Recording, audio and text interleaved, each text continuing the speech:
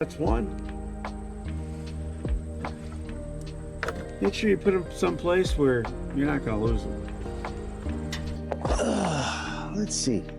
Well, these are going to be a little more challenging to get to down here.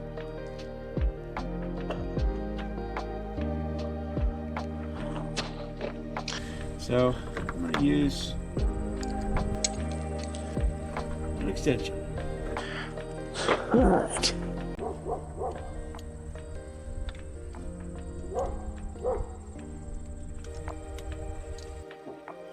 Well, apparently somebody took this off at another time, not me. They lost a screw down there, and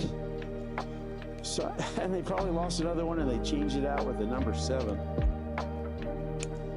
So it should be another one. What I'm going to do is take out the top one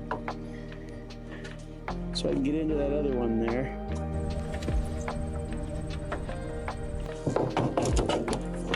There we go. See a little bit better what we're doing here. Get the other little one out.